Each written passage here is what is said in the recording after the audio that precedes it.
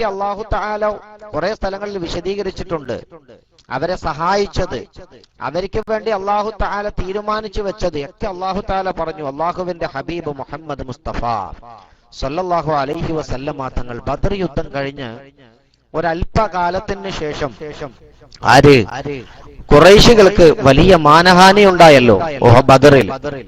ആ ബദർ യുദ്ധത്തിന്റെ മാനഹാനിയിൽ നിന്ന് അവർ മുക്തരാകണമെങ്കിൽ ഒരു വലിയ തിരിച്ചടി നൽകണം. ആർക്ക്? മദീനക്കാർക്ക്. എന്ന് വെച്ചാൽ ഹബീബ് സല്ലല്ലാഹു അലൈഹി വസല്ലമ തങ്ങൾക്കും അതേപോലെ തന്നെ മറ്റ് ഹബീബിന്റെ കൂടെയുള്ള മുഹാജിറുകളായ സഹാബാക്കളെയും മദീനക്കാരായ അൻസാറുകളെയും ഭൗമോപരിതലത്തിൽ നിന്ന് തുടച്ചു നീക്കുക എന്നുള്ളതാണ് തങ്ങൾക്ക് വന്ന മാനഹാനിയുടെ ഏറ്റവും വലിയ പരിഹാര മാർഗം എന്നവർ മനസ്സിലാക്കി. ഹിന്ദു എന്ന പെണ്ണ് പിന്നീട് മുസ്ലിമായിട്ടുണ്ട്. അവർക്ക് വലിയ നഷ്ടം സംഭവിച്ചു എവിടെ? ബദറില്. അതുപോലെ അബൂജഹൽ പോയി, ഉത്ബത്ത് പോയി, ഷൈബത്ത് പോയി, ഉമയ്യത്ത് പോയി, എല്ലാവരും പോയി. വളരെ വലിയ നഷ്ടമാണ് എന്ത് ചെയ്തത് സംഭവിച്ചത് ഖുറൈശികൾക്ക്. അവർക്ക് ചിന്തിക്കാവുന്നതിലപ്പുറം വളരെ ഭീമമായ ഒരു നഷ്ടം സംഭവിച്ചു. അത് അവരുടെ അഭിമാനത്തെ അത് ബാധിച്ചു. ആൾക്കാരുടെ മുന്നിൽ തല ഉയർത്തി നിൽക്കാൻ പറ്റാത്തൊരു ഗതികേടിലായി അവർ തലപുകഞ്ഞാലോചിക്കുക. ഈ തലപുകഞ്ഞാലോചിക്കുന്ന സമയത്ത് പലരുടെയും അഭിപ്രായങ്ങൾക്ക് ശേഷം ഒരു വലിയ സംഘമായിട്ട് മദീനയെ കടന്നാക്രമിക്കാൻ അവർ തീരുമാനിച്ചു. ആ തീരുമാനത്തിനിടയിൽ മദീനത്തൊരു വലിയ അത്ഭുത സംഭവം ഉണ്ടായി. എന്താന്ന് വെച്ചാൽ ഈ സംഭവം ആരറിയുന്നില്ല. അതായത് റസൂലുള്ളാഹി സ്വല്ലല്ലാഹു അലൈഹി വസല്ലമ തങ്ങൾ അറിഞ്ഞു. അങ്ങനെ ഇരിക്കെ ഉഹദ് ഈ രണ്ടാമത്തെ ഒരു യുദ്ധമായിട്ട് നടക്കുകയാണ് ഉഹദ് യുദ്ധം. അപ്പൊ ഉഹദ് യുദ്ധത്തിന് വേണ്ടി റസൂലുള്ളാഹി സ്വല്ലല്ലാഹു അലൈഹി വസല്ലമ തങ്ങളും സഹാബാക്കളും ഇവിടെ ഒരുങ്ങുക. ഈ ഒരുങ്ങുന്ന സമയത്ത് മദീനത്തൊരു വലിയ സംഭവം ഉണ്ടായി. എന്താന്ന് വെച്ചാൽ ഒരു ദിവസം റസൂലുള്ളാഹി സ്വല്ലല്ലാഹു അലൈഹി വസല്ലമ തങ്ങൾ പെട്ടെന്ന് ബഹുമാനപ്പെട്ട അലി ഇബ്നു അബീ താലിബ് റളിയല്ലാഹു തആല അൻഹുവിനെ വിളിച്ചു. കൂടെ രണ്ട് സഹാബാക്കളെയും വിളിച്ചു. മൂന്നാൾക്കാരും നല്ല കുതിര സവാരിക്കാരാ, കുതിരാഭ്യാസത്തിൽ വളരെ പയറ്റിത്തെളിഞ്ഞ ആൾക്കാരാ മൂന്നാൾക്കാർ. അതിൽ നേതാവായിട്ട് അലി റളിയല്ലാഹു അൻഹു. അങ്ങനെ മൂന്നാളെയും വിളിച്ചിട്ട് പറഞ്ഞു, നിങ്ങള് മക്കയിലേക്കുള്ള വഴിയില് ഒരു തോട്ടമുണ്ട്, ഒരുപാട് കിലോമീറ്ററുകൾക്കപ്പുറം ഒരു തോട്ടത്തിന്റെ പേര് പറഞ്ഞിട്ട് റസൂലുള്ള പറഞ്ഞു, നിങ്ങൾ ഇപ്പൊ പുറപ്പെട്ടാൽ ആ തോട്ടത്തിലെത്തുമ്പോൾ നിങ്ങളൊരു സ്ത്രീ കാണും. ഒരു സ്ത്രീ അവിടെ ഉണ്ട്. ആ സ്ത്രീയുടെ കയ്യിൽ ഒരു എഴുത്തുണ്ട്. ആ എഴുത്ത് വാങ്ങി വരണോന്ന് പറഞ്ഞു. ബഹുമാനപ്പെട്ട അലി റളിയല്ലാഹു അൻഹുവും അതേപോലെ തന്നെ സഹാബത്തും റസൂലുള്ളാഹി സ്വല്ലല്ലാഹു അലൈഹി വസല്ലമ തങ്ങൾ ഒരു കാര്യം പറഞ്ഞാൽ പിന്നെ അവിടെ എന്തില്ല? അതെങ്ങനെ റസൂൽ അറിഞ്ഞു? അതെങ്ങനെ റസൂലുള്ള പറയാ? അവർ റസൂലുള്ള പറഞ്ഞു വിട്ടതാ. ഒന്നും അവർക്ക് ചോദിക്കാനില്ല. അവരങ്ങനെ ചിന്തിക്കുന്ന ആൾക്കാരല്ല. ഉടനെ തന്നെ അവർ മൂന്ന് പേരും കുതിരപ്പുറത്ത് കയറി റസൂലുള്ളാഹി സ്വല്ലല്ലാഹു അലൈഹി വസല്ലമ തങ്ങൾ പറഞ്ഞ ആ തോട്ടത്തെ ലക്ഷ്യമാക്കി നടന്നു. തോട്ടത്തെ ലക്ഷ്യമാക്കി അവർ കുതിരയെ ഓടിച്ചു. അങ്ങനെ അവരുടെ പ്രയാണത്തിനൊടുവില് ആ തോട്ടത്തിൽ അല്ലാഹുവിന്റെ ഹബീബ് സല്ലല്ലാഹു അലൈഹി വസല്ലമ തങ്ങൾ പറഞ്ഞ അതേ സ്ഥലത്ത് എത്തിയപ്പോൾ ഒരു സ്ത്രീ ഇങ്ങനെ നടന്നു പോകുന്നുണ്ട്. ആ സ്ത്രീയെ അവർ വലയം ചെയ്തു. മൂന്ന് പേരും വലയം ചെയ്തിട്ട് പറഞ്ഞു, നിക്കവിടെ. പെണ്ണാകെ ബേജാറായി. എന്റെ വിഷയം എന്ന് ചോദിച്ചു. എന്റെ കയ്യിലുള്ള കത്തിങ് കൊണ്ടാന്ന് പറഞ്ഞു. കത്തോ? എന്ത് കത്തി എന്റെ കയ്യിൽ? ആര് തന്ന കത്തി? എവിടേക്കുള്ള കത്തി? നിങ്ങൾ എന്താ പറയുന്നത്? എന്റെ കയ്യിൽ ഒന്നുമില്ല എന്ന് പറഞ്ഞു. മാന്യമായിട്ട് അവര് പറഞ്ഞു, പെണ്ണെ, ഈ ലോകത്ത് പടക്കാൻ കാരണഭൂതരായ ഞങ്ങളുടെ കരളിന്റെ കഷ്ണമായ ഞങ്ങളുടെ ചങ്കിലെ ചോരയായ മുത്ത ഹബീബ് മുഹമ്മദ് മുസ്തഫ സല്ലല്ലാഹു അലൈഹി വസല്ലമ തങ്ങൾ ഒരു കാര്യം പറഞ്ഞിട്ടുണ്ടെങ്കിൽ അത് സത്യമായിരിക്കും, അത് കളവാകൂല. ഇവിടെയാണ് സ്ഥലം, നീയാണ് സ്ത്രീ, നിന്റെ കയ്യിൽ ഒരു എഴുത്തുണ്ട്, കത്തുണ്ടായിരുന്നു. പെണ്ണ് പറഞ്ഞു, എന്റെ കയ്യിൽ കത്തില്ല, ഉണ്ടെങ്കിൽ എടുത്തോന്ന് പറഞ്ഞു. എങ്കിൽ ഞങ്ങൾ നിന്റെ ശരീരം മുഴുവനും പരിശോധിക്കും, ബുദ്ധിമുട്ടാവൂലേ എന്ന് ചോദിച്ചു. അപ്പൊ പെണ്ണ് പേടിച്ചു. കാരണം മൂന്നാണുങ്ങൾ വന്നിട്ട് ശരീരം മൊത്തം പരിശോധിച്ചു കഴിഞ്ഞാൽ സംഗതി ബുദ്ധിമുട്ടാവുമല്ലോ. അപ്പൊ അവൾ എന്ത് ചെയ്തു? അവളുടെ തലമുടി കെട്ടഴിക്കുകയും അതിന്റെ ഉള്ളിൽ നിന്നൊരു കഷ്ണം കടലാസ് എടുത്തിട്ട് ബഹുമാനപ്പെട്ട അലി റളിയല്ലാഹു അൻഹുവിന്റെ കയ്യിൽ കൊടുത്തു.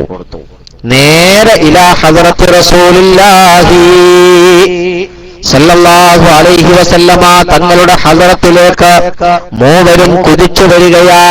അല്ലാഹുവിന്റെ ഹബീബിന്റെ ഹളറത്തിൽ വന്ന് കത്ത് കൊടുക്കുന്നു. കത്ത് വായിച്ചു നോക്കുമ്പോ സുബ്ഹാനല്ലാഹ്, അല്ലാഹുവിന്റെ ഹബീബ് മുഹമ്മദ് മുസ്തഫ സല്ലല്ലാഹു അലൈഹി വസല്ലമ തങ്ങളെ സ്നേഹിക്കുന്ന, തങ്ങളോടൊപ്പം കഴിയുന്ന തങ്ങളുടെ അനുചരന്മാരിൽപ്പെട്ട ഹാത്തിബ് ഇബ്നു അബീ ബൽതഅ റളിയല്ലാഹു തആല അൻഹു, അദ്ദേഹമാണ് ഈ കത്ത് കൊടുത്തുവിട്ടത്. അദ്ദേഹം എന്തിനാണ് ആ കത്ത് കൊടുത്തുവിട്ടതെന്ന് ശഫീഉനാ റസൂലുള്ളാഹി സ്വല്ലല്ലാഹു അലൈഹി വസല്ലമ തങ്ങൾ വിളിച്ചു ചോദിക്കുകയാ. ഹാത്തിബ് എന്തായി ചെയ്യുന്നത്? ഒരു രഹസ്യം പരസ്യമാക്കുകയാണോ? നമ്മുടെ രഹസ്യം ശത്രുക്കൾക്ക് ചോർത്തിക്കൊടുക്കുകയാണോ ചെയ്തതെന്ന് പറഞ്ഞപ്പോ ബഹുമാനപ്പെട്ട ഹാത്തിബ് ഇബ്നു അബീ ബൽതഅ റളിയല്ലാഹു തആല അൻഹു അല്ലാഹുവിന്റെ ഹബീബിന്റെ മുന്നിൽ നിന്ന് പൊട്ടി കരയുകയാ. അല്ലാഹുവിന്റെ ഹബീബിനോട് പറയുന്നു, നബിയേ, മക്ക രാജ്യത്ത് നമ്മൾ ഹിജ്റ ചെയ്തു വരുന്ന സമയത്ത് എനിക്ക് ഒരുപാട് സ്വത്തുക്കളുണ്ട്, സമ്പാദ്യങ്ങളുണ്ട്, എന്റെ കുടുംബങ്ങളുണ്ട്. ഹബീബേ, ഞാൻ ഈ ഒരു വിഷയം അല്ലാഹുവിന്റെ ഹബീബിന്റെ രഹസ്യം എന്റെ ശത്രുക്കൾക്ക് ചോർത്തിക്കൊടുത്തു കഴിഞ്ഞാൽ ആ ചോർത്തിക്കൊടുത്ത കാരണത്താൽ അവർക്ക് അല്ലാഹുവിന്റെ ഹബീബിനെ തകർക്കാൻ സാധിക്കില്ല. അല്ലാഹുവിന്റെ ഹബീബിനും സഹാബത്തിനും അല്ലാഹുവിന്റെ സഹായമുണ്ട്, മലായികത്തിന്റെ സഹായമുണ്ട്. അതുകൊണ്ട് തന്നെ ആര് ചോർത്തിയാലും, ആര് പറഞ്ഞാലും, ആര് തകർത്താലും തകർക്കാൻ സാധിക്കില്ല എന്ന ഉത്തമ വിശ്വാസമുണ്ട് ഹബീബേ എനിക്ക്. പക്ഷേ ഞാൻ ഈ ഒരു ചെറിയ കാര്യം അവരിലേക്ക് എത്തിച്ചു കൊടുത്താൽ ആ വിഭാഗം എന്റെ സ്വത്തുക്കൾ മുഴുവനും അവിടെ സംരക്ഷിക്കാമെന്ന് എനിക്ക് വാക്ക് തന്നിട്ടുണ്ട് നബിയേ. അതുകൊണ്ടാണ് ഞാൻ ഈ പ്രവൃത്തി ചെയ്തത്, പൊരുത്തപ്പെടണം നബിയേ, തൗബ ചെയ്യുകയാണ് ഹബീബ് എന്ന് പറഞ്ഞ് കാല് പിടിച്ച് കരയുകയാ ബഹുമാനപ്പെട്ട അബൂ ഹാത്തിബ് റളിയല്ലാഹു അൻഹു. റസൂലുള്ളാഹി സ്വല്ലല്ലാഹു അലൈഹി വസല്ലമ തങ്ങൾ പുഞ്ചിരിച്ചു. ബഹുമാനപ്പെട്ട അബൂബക്കർ റളിയല്ലാഹു അൻഹുവിനെയും ഉമർ ഇബ്നുൽ ഖത്താബ് റളിയല്ലാഹു അൻഹുവിനെയും വിളിച്ചു. മുതിർന്ന സഹാബാക്കളൊക്കെ വിളിച്ചിട്ട് പറഞ്ഞു, ധാരാന്നറിയോ? ഹാത്തിബ്. ഇവിടെ നമ്മുടെ നടക്കുന്ന ഈ ചരിത്രം, ഇവിടെയുള്ള ഈ സംഗതികൾ ചോർത്തിക്കൊടുത്തിരിക്കുകയാ. ഇത് പറഞ്ഞപ്പോ നമ്മളൊക്കെ എക്സ്പെക്ട് ചെയ്യുന്ന ഒരു സംഭവം അവിടെ നടന്നു. അതായത് കൂട്ടത്തിൽ ഒരാളുണ്ട്, ഭയങ്കര വീറും വാശിയുള്ള ഒരാള്, ബഹുമാനപ്പെട്ട സയ്യിദുനാ ഉമർ ഇബ്നുൽ ഖത്താബ് റളിയല്ലാഹു തആല അൻഹു തന്റെ ഉറയിലുള്ള വാളൂരിയിട്ട് അല്ലാഹുവിന്റെ ഹബീബിനോട് പറയുകയാ, വളരെ ശബ്ദമുയർത്തിയിട്ട് അല്ലാഹുവിന്റെ ഹബീബിനോട് പറയുന്ന, നബിയേ, സമ്മതം തരൂ ഹബീബേ, എന്നെ സമ്മതിക്കൂ ഹബീബേ, അല്ലാഹുവിന്റെ ശത്രുവായ ഈ മനുഷ്യനെ, അല്ലാഹുവിന്റെ ഹബീബിന്റെ ശത്രുവായ ഈ മനുഷ്യനെ, നമ്മുടെ രഹസ്യം ചോർത്തിയ ഈ മനുഷ്യന്റെ കഴുത്ത് അറുക്കാൻ, അദ്ദേഹത്തിന്റെ ഗളച്ഛേദം നടത്താൻ എനിക്ക് സമ്മതം തരൂ നബിയേ എന്ന് ആക്രോശിക്കുന്ന സമയത്ത് ബഹുമാനപ്പെട്ട ഹബീബ് മുഹമ്മദ് മുസ്തഫ സല്ലല്ലാഹു അലൈഹി വസല്ലമ തങ്ങൾ പറയുകയാ, അടങ്ങോ മറേ, അടങ്ങോ, പാടില്ല ഉമറേ, അതിന് അനുവാദമില്ല. ഹാത്തിബ് ആരാണെന്നറിയുമോ? ഉമറേ, ഹാത്തിബ് ഇവിടെ ക്ഷമാപണം നടത്തിയിട്ടുണ്ട്. ഹാത്തിബിന്റെ മനസ്സ് ശുദ്ധമാണ്. ഹാത്തിബ് ഒരിക്കലും നമ്മെ പരാജയപ്പെടുത്താൻ ഉദ്ദേശിച്ചിട്ടില്ല. പക്ഷേ ഹാത്തിബിന് ഒരു സ്ഥാനമുണ്ട്. അല്ലാഹു റബ്ബുൽ ഇസ്സത്ത് പൊരുത്തപ്പെട്ടു കൊടുത്തു കഴിഞ്ഞു. അവര് മുൻകാലത്ത് ചെയ്ത തെറ്റുകളെ അല്ലാഹു പൊറുത്തു കഴിഞ്ഞു. അവര് പിൽക്കാലത്ത് ചെയ്യാൻ പോകുന്ന തെറ്റുകളും പൊറുത്തു കഴിഞ്ഞു. കാരണം അല്ലാഹുവിന്റെ വിശുദ്ധമായ ദീനുൽ ഇസ്ലാമിന്റെ സംസ്ഥാപനത്തിന് വേണ്ടി തങ്ങളുടെ ജീവിതത്യാഗം ചെയ്യാൻ തയ്യാറായിട്ട്, തങ്ങളുടെ സമ്പത്തുകൾ സമർപ്പിക്കാൻ തയ്യാറായിട്ട്, തങ്ങളുടെ സർവസ്വവും ഒഴിവാക്കി വിടാൻ തയ്യാറായിട്ട്, പരാഭാരം കണക്ക് കടക്കുന്ന ഒരുപാട് സർവായുധ വിഭൂഷിതരായ ആൾക്കാരുടെ മുന്നിലേക്ക് നിരായുധരായി കടന്നു ചെന്ന ഒരു ചെറു സംഘമുണ്ട്. ആ സംഘത്തെ അല്ലാഹു ഏറ്റെടുത്തിരിക്കുകയാ. ബദറിലേക്ക് പ്രയാണം ചെയ്ത്, ബദറിൽ അടരാടിയ, ബദറിന് വേണ്ടി സഹായം ചെയ്ത, ബദറിലേക്ക് കടന്നു ചെന്ന ഓരോ സഹാബിയെ കുറിച്ചും അല്ലാഹുവിന്റെ ഹബീബ് പറയുകയാ, അവരെ അല്ലാഹു ഏറ്റെടുത്തിരിക്കുന്നു ഉമറേ. അവരെ കുറിച്ച് പറയാൻ നിനക്ക് അനുവാദമില്ല, അവരുടെ ഗളച്ഛേദം നടത്താൻ നിനക്ക് അനുവാദമില്ല, അവരെ ആക്ഷേപിക്കാൻ നമുക്ക് അനുവാദമില്ല ഉമറേ എന്ന് പറഞ്ഞപ്പോ ബഹുമാനപ്പെട്ട ഉമർ ഇബ്നുൽ ഖത്താബ് റളിയല്ലാഹു തആല അൻഹു തന്റെ വാള് ഉറയിലേക്ക് ഇട്ടിട്ട് ഹാത്തിബ് ഇബ്നു അബീ ബൽതഅ റളിയല്ലാഹു അൻഹുവിനെ കെട്ടിപ്പിടിച്ച് കരയുകയാ, പൊട്ടിക്കരയുകയാ, പൊരുത്തപ്പെടണം ഹാത്തിബ് എന്ന് പറഞ്ഞിട്ട്. ഇതാ ബദരീങ്ങളുടെ പവർ, ഇതാ അവരാ ബദരീങ്ങള് പിന്നീട് ഇനി എന്ത് ചെയ്താലും അല്ലാഹു തആല അത് പുറത്തു കൊടുക്കും. അത്ര കണ്ട് സങ്കല്പിക്കാൻ പോലും പറ്റാത്ത അത്രയും വലിയ ത്യാഗമാണ് അവർ ചെയ്തിട്ടുള്ളത്. ആ ബദരീങ്ങൾക്ക് അല്ലാഹു തആല ഒരുപാട് മഹത്വങ്ങൾ നൽകിയിട്ടുണ്ട്. ഈ മഹത്വം ഉൾക്കൊണ്ടുകൊണ്ടാണ് 1400 വർഷം പിന്നിടുമ്പോഴും ലോക മുസ്ലിമീങ്ങൾ അവരോടുള്ള കൃതാർത്ഥത അതല്ലെങ്കിൽ കൃതജ്ഞത കാണിക്കുന്നത്. എങ്ങനെ? അവരുടെ പേരില് ഫാത്തിഹ ഓതുന്നു, അവരുടെ പേരിൽ യാസീൻ ഓതുന്നു, അവരുടെ മദ്ഹുകൾ ആലപിക്കുന്നു. എന്നിട്ട് അവർക്ക് വേണ്ടി അവരുടെ പാരത്രിക സുഖങ്ങളിൽ സിയാദത്ത് കൂടുതലാകുന്നതിന് വേണ്ടി അവരുടെ പേരിൽ ഭക്ഷണങ്ങൾ ഉണ്ടാക്കി ലോകമൊട്ടുക്കും ഭക്ഷണ അന്നപാനീയങ്ങള് ഇവിടെ ദാനം ചെയ്യപ്പെടുകയാ. ഇതെന്തിനു വേണ്ടിയാ ഈ സമൂഹം ചെയ്യുന്നത്? അവരോടുള്ള സ്നേഹത്തിന്റെ കാരണത്താൽ, അവരോടുള്ള ആത്മാർത്ഥമായ സ്നേഹത്തിന്റെ കാരണത്താലാ ഇത് ചെയ്യുന്നത്. പക്ഷേ ഇവിടെ ഒരു വിഭാഗമുണ്ട്, അള്ളാഹു അവർക്ക് ഹിദായത്ത് നൽകുമാറാവട്ടെ. ബദരീങ്ങള് എന്തിനു വേണ്ടിയാ ബദറിൽ യുദ്ധം ചെയ്തത്? എന്തായിരുന്നു ബദരീങ്ങളുടെ ഉദ്ദേശം? എന്തിനു വേണ്ടിയാ അവര് നിലകൊണ്ടത്? എന്തിനു വേണ്ടിയാ അവര് ത്യാഗം ചെയ്തത്? ആ ത്യാഗം ചെയ്ത കാര്യത്തെയും അവിസ്മരിച്ചുകൊണ്ട് ബദരീങ്ങളുടെ പേരിൽ ഭക്ഷണങ്ങൾ ഉണ്ടാക്കി വിതരണം ചെയ്തിട്ട് വയറ് നിറയെ ഭക്ഷിച്ചിട്ട് അവർ സഞ്ചരിച്ച പാതയിൽ നിന്ന് വ്യതിരിക്തമായ മറ്റൊരു പാതയിലേക്ക് സഞ്ചരിക്കലല്ല ഇസ്ലാം എന്ന് കൊട്ടിഘോഷിച്ചിട്ട് ഒരു വിഭാഗം ഇസ്ലാമിന്റെ വക്താക്കളെ ആക്ഷേപിക്കുന്നതായിട്ട് നമുക്ക് കാണാൻ സാധിക്കുന്നു. അവരെ സംബന്ധിച്ചിടത്തോളം അവർക്കൊരു ഉസൂലുണ്ട്, അവർക്കൊരു അടിസ്ഥാനമുണ്ട്. എന്താണ് അവരുടെ അടിസ്ഥാനം എന്നറിയുമോ? വിശുദ്ധ ഇസ്ലാമിന്റെ പാരമ്പര്യം കാത്തു സൂക്ഷിച്ചു കഴിഞ്ഞാൽ, വിശുദ്ധ ഇസ്ലാമിന്റെ പാരമ്പര്യം എങ്ങാനും കാത്തു സൂക്ഷിക്കപ്പെട്ടു കഴിഞ്ഞാൽ അവരുടെ പ്രവർത്തനം ഇവിടെ ഒരിക്കലും സാധിക്കില്ല. അത് കാരണത്താൽ തന്നെ അവരെന്താ ചെയ്യുന്നത്?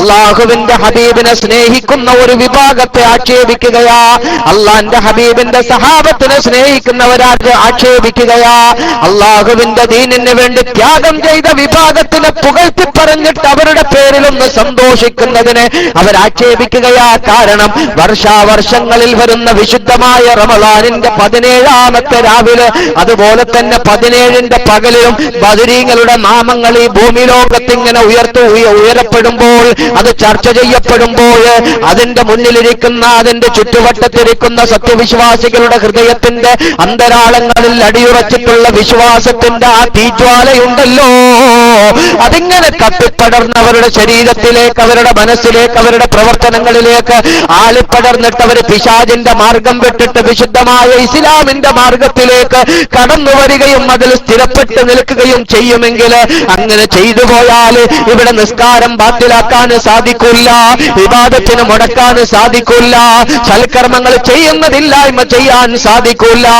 അതിനൊക്കെ തടസ്സം നിൽക്കണമെങ്കിൽ ലോക മുസൽമാന്മാര് ബദരീങ്ങളെ മറക്കണം. അതിനവർക്ക് സാധിക്കണമെങ്കിൽ ലോക മുസൽമാന്മാര് ഉഹദീങ്ങളെ മറക്കണം. അതിനവർക്ക് സാധിക്കണമെങ്കിൽ ലോക മുസൽമാന്മാരുടെ ഹൃദയത്തിൽ നിന്ന് അള്ളാന്റെ ഹബീബിനോടുള്ള പ്രണയമില്ലാതാകണം. അതിനവർക്ക് സാധിക്കണമെങ്കിൽ ലോകത്തുള്ള ഉലമാക്കളോടുള്ള ആദരവ് ഇല്ലാതാകണം മുസ്ലിമീങ്ങളുടെ ഹൃദയത്തില്.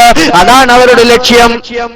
ആ ലക്ഷ്യ സാക്ഷാത്കാരത്തിന് വേണ്ടിയാ അവരിത്തരത്തിലുള്ള കുൽസിത ശ്രമങ്ങൾ നടത്തുന്നത്. വളരെ ഗൗരവത്തോടുകൂടെ നാം ചിന്തിക്കേണ്ടതുണ്ട്. ആരാ ബദരീങ്ങള്? എന്താണ് ആ ബദരീങ്ങളുടെ ബറക്കത്ത്? എന്താ ബദരീങ്ങളുടെ പ്രത്യേകത? അള്ളാഹു വിശുദ്ധ ഖുർആനില് പേരെടുത്ത് പറഞ്ഞിട്ടുണ്ട്, ബദറിൽ നാം നിങ്ങളെ സഹായിച്ചു, അന്തും അതില്ല, നിങ്ങൾ വളരെ നിസ്സാരന്മാരാണ്, നിങ്ങൾ വളരെ തുച്ഛമായ ആൾക്കാരാണ്. യുദ്ധത്തിന്റെ യുദ്ധക്കളത്തിൽ നിങ്ങൾ തയ്യാറായി നിൽക്കുന്ന സമയത്ത് ആയിരക്കണക്കിന് സർവായുധ വിഭൂഷിതരായ ശത്രു സൈന്യത്തെ കണ്ട് നിങ്ങളൊന്ന് വിരണ്ടു പോയെങ്കിൽ ഒരല്പ സമയം കൊണ്ട് നാം നിങ്ങൾക്ക് നിങ്ങൾക്കൊരു സമാധാനത്തിന്റെ തൂങ്ങിയുറക്കം നാം നിങ്ങളുടെ കണ്ണിലേക്കും ശരീരത്തിലേക്കും ഇട്ടു തന്നിട്ട് ആ ഉറക്കത്തിൽ നിന്ന് നിങ്ങൾ എന്താവുകയാ? ഞെട്ടി ഉണർന്നപ്പോ ഒരു നവോന്മേഷം നിങ്ങൾക്ക് കടന്നു വന്നിട്ടുണ്ടെങ്കിൽ പിന്നീട് ശത്രുക്കളുടെ നിരയിലേക്ക് പാഞ്ഞെടുക്കുന്ന സമയത്ത് ഹസ്ബി അല്ലാഹ് ഹസ്ബി അല്ലാഹ് ഹസ്ബി അല്ലാ എന്ന് ഉച്ചരിച്ചുകൊണ്ട് ഭക്ഷണം കഴിക്കാതെ പട്ടിണി കിടന്നിട്ട് 10-16 ദിവസത്തെ നോമ്പനുഷ്ഠാനത്തിന് ശേഷം അല്ലാഹുവിന്റെ ഹബീബിന്റെ പ്രസ്ഥാനത്തെ ഈ ഭൂമിയുടെ ഉപരിതലത്തിൽ നിലനിർത്തുന്നതിന് വേണ്ടിയിട്ട് ശത്രുക്കളുടെ മുന്നിലേക്ക് ഈയാം പാറ്റകൾ തീയിലേക്ക് അടുക്കുന്നത് പോലെ പറന്നെടുത്തപ്പോ അവരുടെ കയ്യിലുണ്ടായ വാളുകൾക്ക് മൂർച്ചയുണ്ടോ? അവരുടെ കയ്യിൽ കുതിരകളുണ്ടോ? അവരുടെ കയ്യിൽ ഭക്ഷണ പദാർത്ഥങ്ങളുണ്ടോ? ഉള്ള ആയുധങ്ങളെ വെച്ച് ശത്രുക്കളുടെ മുന്നിലേക്ക് കടന്നു ചെന്നിട്ട് അവരുടെ കഴുത്തിന് നേരെ വാളി വീശുന്ന സമയത്ത് അല്ലാഹുവിന്റെ ജബാനിയാക്കളായ മലായിക്കത്തുകൾ ആ ഓരോ സഹാബിയുടെയും മുന്നിലും പിന്നിലും വലതും ഇടത്തും നിന്നിട്ട് ശത്രുക്കളുടെ കഴുത്തിലേക്ക് ആഞ്ഞു വീശുകയാ, അവരെ വെട്ടി നിർത്തുകയാ. അങ്ങനെ ശത്രുക്കളൊക്കെയും ഭയന്ന് വിറങ്ങലിച്ചു പോവുകയാ. നോക്കുമ്പോ 100-300 വരുന്ന ആൾക്കാരുടെ ചെറുസംഘമാണ്. ഞങ്ങളാണെങ്കിൽ 1000-ത്തിലധികം വരുന്ന സർവായുധ വിഭൂഷിതരാണ്. ഇതാ കടന്നു വരുന്നു. അവര് കടന്നുവരുടെ മുൻഭാഗത്ത് കുറെ ആൾക്കാരെ കാണുകയാ, ഇടതുവശത്ത് ഒരുപാട് പേരെ കാണുകയാ, വലതുവശത്ത് ഒരുപാട് പേരെ കാണുകയാ. മലായിക്കത്തിന്റെ പിന്തിരിഞ്ഞോടുകയാ, ഭയന്നോടുകയാ, വിരളി പൂണ്ടിട്ട് അവരുടെ വസ്തുക്കളൊക്കെയും ഒഴിവാക്കി വിട്ടോടുകയാ. കുതിരകളെ ഒഴിവാക്കിയിട്ട്, ഒട്ടകങ്ങളെ ഒഴിവാക്കിയിട്ട്, ഭക്ഷണ സാധനങ്ങൾ വലിച്ചെറിഞ്ഞിട്ട്, കയ്യിലുള്ള ആയുധങ്ങൾ വലിച്ചെറിഞ്ഞിട്ട് പ്രാണനും കൊണ്ടോടിയ ശത്രുക്കളുടെ പിന്നാലെ ഓടുകയാ. ബിലാൽ ഇബ്നു റബാഹ റളിയല്ലാഹു തആല അൻഹുവിനെ പോലുള്ളവര് ആ മണലാരണ്യത്തിൽ, ചുട്ടുപൊള്ളുന്ന മണലാരണ്യത്തിൽ നട്ടുച്ച വെയിലത്ത് തന്നെ മലർത്തിക്കിടത്തി തന്റെ നെഞ്ചത്ത് പാറക്കല്ല് കയറ്റി വെച്ചിട്ട് അഹദ് അഹദ് എന്ന് വിളിച്ചു പറയുമ്പോ പറയടാ, ഞാനിതാ പുറത്തു പോകുന്നു, ഞാനിതാ ഒഴിവാക്കുന്നു ഇസ്ലാമിനെ എന്ന് പറയടാ എന്ന് പറഞ്ഞിട്ട് ചാട്ടുവാറ് കൊണ്ട് കിങ്കരന്മാരെ കൊണ്ട് അടിപ്പിച്ച ഉമയ്യത്ത് ഓടിപ്പോകുമ്പോ പിന്നാലെ ബിലാൽ റളിയല്ലാഹു തആല അൻഹുവും കൂട്ടരും ഓടുകയാ. അങ്ങനെ ഉമയ്യത്തിനെ വെട്ടിവീഴ്ത്തുകയാ, കയറുകെട്ടി വലിച്ചു കൊണ്ടുവരികയാ. അങ്ങനെ അള്ളാന്റെ ഹബീബ് പ്രഖ്യാപിച്ച അബൂജഹൽ ഇവിടെ വീഴും, ഉത്ബത്ത് ഇവിടെ വീഴും, ഷൈബത്ത് ഇവിടെ വീഴും. അങ്ങനെ ഖുറൈശികളുടെ പേരെടുത്ത് പറഞ്ഞ് ഗൈബ് പ്രഖ്യാപിച്ചു. തലേന്ന് രാത്രിയില് അതേ സ്ഥലങ്ങളിൽ ശത്രുക്കളൊക്കെയും വീഴുകയാണ്, മരണപ്പെട്ട് വീഴുകയാ. അങ്ങനെ അള്ളാഹുവിന്റെ ഹബീബിന്റെ ആ തുച്ഛം വരുന്ന വിജയം വരിക്കുകയാ. ഇത് വിശുദ്ധ ഖുർആനിൽ അല്ലാഹു തആല സാക്ഷ്യപ്പെടുത്തിയിരിക്കുകയാ. അല്ലാഹു ബദർ മൗലൂദ് കഴിച്ചതാപ്പ കണ്ടത്. വലഖദ് നസറകുമുല്ലാഹു ബിബദരിൻ വഅൻതും അദില്ല. അല്ലാഹു ബദർ മൗലൂദ്, ഖുർആൻ ബദർ മൗലൂദാ. ഈ ബദർ മൗലൂദ് നമ്മൾ പാരായണം ചെയ്യാ എല്ലാ റമളാനില് 17ാമത്തെ രാവിലെ ഈ ഖുർആനിലുള്ള മൗലൂദും ചൊല്ലും. അതേപോലെ തന്നെ അതിന്റെ ചരിത്രങ്ങൾ എഴുതി വെച്ചത് നമ്മൾ വായിക്കും. അത് കേട്ടിട്ട് മനസ്സിലാക്കിയിട്ട് എല്ലാവർക്കും വിതരണം ചെയ്യും.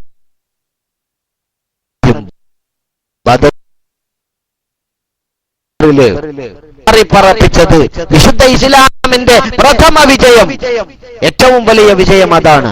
ആ ബദരീങ്ങളെ അനുസ്മരിച്ചിട്ടില്ലെങ്കിൽ പിന്നെ ആരെയാ നമ്മൾ അനുസ്മരിക്കുക സുഹൃത്തുക്കളെ? ആരെയാ നമ്മൾ അനുസ്മരിക്കുക? അപ്പൊ അവരെ എതിർക്കുന്നവര് ബദരീങ്ങളുടെ ശത്രുക്കളാണ്. ഏറ്റവും വലിയ ബദരി ആരാ? ബദറിലെ 1-ാം നമ്പർ ബദരീങ്ങളിൽപ്പെട്ട ഒരാൾ ആര്? ഹബീബ് മുഹമ്മദ് മുസ്തഫ.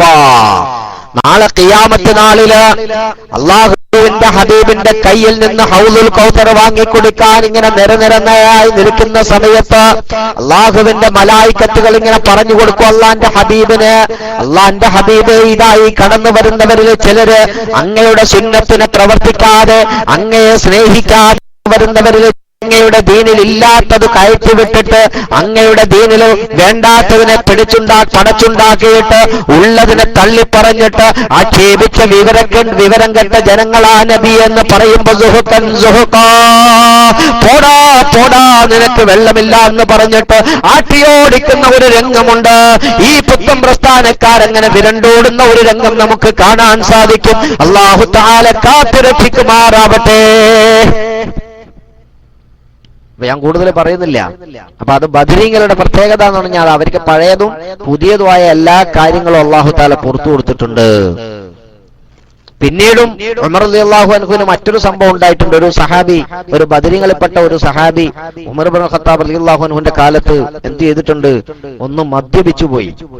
അങ്ങനെ മദ്യപിച്ച് വളരെ വിഷയമുണ്ടായപ്പോ ഉമർ ഇബ്നുൽ ഖത്താബ് റളിയല്ലാഹു അൻഹു ദേഷ്യം പിടിച്ചു വളരെ ആക്ഷേപിച്ചപ്പോ ആരോ പറഞ്ഞു അദ്ദേഹം ബദരീങ്ങളിൽപ്പെട്ട ആളാണെന്ന്.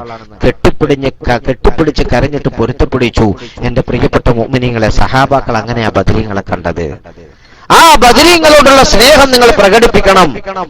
അങ്ങനെ അവരുടെ അസ്മാഅുകള് സ്ഥിരമായിട്ട് നിങ്ങൾക്ക് പറ്റുമെങ്കിൽ ഓതണം. ഇല്ലെങ്കിൽ ആഴ്ചയിൽ, ഇല്ലെങ്കിൽ മാസത്തിൽ, അറ്റ്ലീസ്റ്റ് ഒരു വർഷത്തിൽ റമളാൻ വരുമ്പോ 17 അന്നെങ്കിലും അത് ഓതണം. വീടുകളിൽ പഴയ കാലത്ത് ബദർ മൗലൂദ് എല്ലാ വീടുകളിൽ നിന്നും എന്ത് ചെയ്യും, ചെല്ലും. യാത്ര പോകുമ്പോ ബദർ മൗലൂദ് ചെല്ലും. എന്തെങ്കിലും വിഷമം ഉണ്ടായി കഴിഞ്ഞാൽ ബദർ മൗലൂദ് നേർച്ചയാക്കും. അങ്ങനെ നമ്മളത് ചെല്ലി തീർന്ന് നേർച്ചയാക്കുമ്പോ തന്നെ നമ്മുടെ കാര്യങ്ങൾ എന്ത് ചെയ്യും, ഏറ്റെടുക്കും. ആര്? ബദരീങ്ങൾ ഏറ്റെടുക്കും. അള്ളാഹു അവർക്ക് നൽകിയിരിക്കുന്നത് അത്രയും വലിയ മഹത്വമാണ് സുഹൃത്തുക്കളെ. അതുകൊണ്ട് ബദരീങ്ങളുടെ ചരിത്രം നമ്മൾ പഠിക്കണം. ബദരീങ്ങളെ പറ്റി നമ്മൾ മനസ്സിലാക്കണം. ആരാ ബദരീങ്ങള്? പക്ഷെ ഒരു കാര്യമുണ്ട്, ഇത് ബദരീങ്ങളെ പറ്റി പഠിക്കലും ബദരീങ്ങളെ കൊണ്ട് ആവേശം കൊള്ളലും ബദരീങ്ങളുടെ പേര് പറഞ്ഞ് ഭക്ഷണം കഴിക്കലും മാത്രമായാൽ പാടില്ല.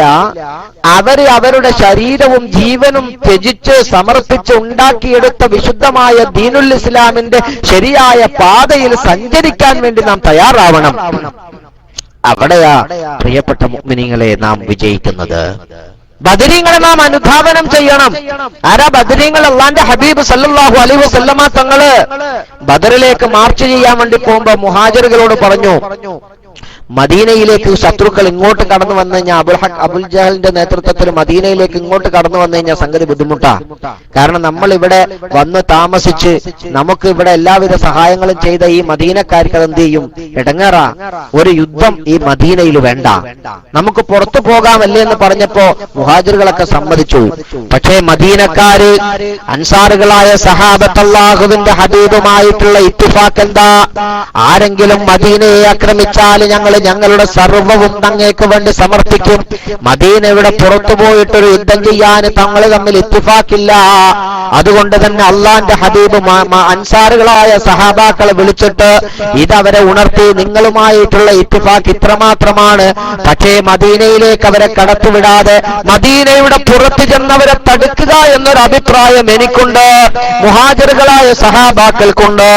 നിങ്ങൾ അനുവദിക്കുകയാണെങ്കിൽ, നിങ്ങൾ സഹായിക്കുകയാണെങ്കിൽ, നിങ്ങൾ സ്വയഷ്ടപ്രകാരം ഞങ്ങളോടൊപ്പം നിൽക്കുമോ എന്ന് ചോദിച്ചപ്പോ അല്ലാഹുവിന്റെ ഹബീബിന്റെ മുഖത്ത് നോക്കിയിട്ട് ഓരോ ഗോത്രത്തിന്റെയും തലവന്മാര് എഴുന്നേറ്റ് പറയുകയാ, അല്ലാഹുവിന്റെ ഹബീബേ, ഇത്തിഫാഖ് മദീനയെ കടന്നാക്രമിക്കുന്നവരെ പ്രതിരോധിക്കുക എന്നുള്ളത് മാത്രമാണെങ്കിലും അങ്ങയോടുള്ള സ്നേഹത്തിന്റെ, അങ്ങയോടുള്ള പ്രണയത്തിന്റെ, അങ്ങയുടെ പ്രസ്ഥാനത്തിലെ ഒരു മെമ്പർ എന്ന നിലയിൽ അത് ഞങ്ങളുടെ ജീവവായുവായിട്ട് ഞങ്ങൾ ഏറ്റെടുത്തതിന്റെ കാരണത്താൽ അങ്ങ് ഒരു കടലിലേക്ക്, തിരമാലകൾ അലയടിക്കുന്ന കടലിന്റെ നടുവിലേക്ക് ചാടണോ എന്ന് വിളിച്ചു പറഞ്ഞാൽ ഞങ്ങളിതാ ചാടാൻ തയ്യാറാണ് നബിയേ.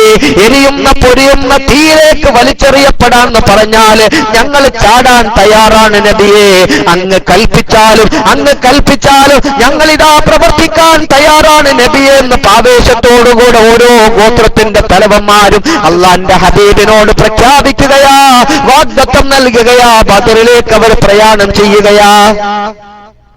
അതാ ബദരീങ്ങൾ എല്ലാം അവരെന്ത് ചെയ്തു, അള്ളാഹുവിന്റെ ഹബീബിനോട് സമർപ്പിക്കുക. അതുകൊണ്ട് തന്നെ അല്ലാഹു തആല അവരെ സ്വീകരിച്ചു. അബൂജവാദ് ഇവിടെ ഐക്കൺ എന്തില്ല, അലൗഡ് അല്ല. അതുകൊണ്ട് ഫ്ലവേഴ്സ് മാത്രം നിങ്ങൾക്ക് ഇവിടെ എന്ത് ചെയ്യാം, പേസ്റ്റ് ചെയ്യാം. അല്ലാത്ത ഐക്കൺ നിങ്ങൾ വീണ്ടും വിടരുത്. അങ്ങനെ വിട്ട് നമ്മുടെ അഡ്മിൻ സുഹൃത്തുക്കൾ നിങ്ങളെ ഒരു ചുവന്ന മാർക്ക് തന്നിരിക്കുന്നതായിരിക്കും. എന്റെ പ്രിയപ്പെട്ട മുഅ്മിനീങ്ങളെ നമ്മൾ മനസ്സിലാക്കണം. ഞാൻ നിർത്തിയ അതാണ് ബദരീങ്ങള്. ബദരീങ്ങളെ കുറിച്ച് ആർക്കും ഒന്നും മോശം പറയാൻ പറ്റൂല. പിന്നെയോ ബദരീങ്ങളെ പേര് പറഞ്ഞിട്ട് മുതലെടുക്കുന്ന ആൾക്കാർ എന്നാ ഇവര് നമ്മളെ പറ്റി പറയാം.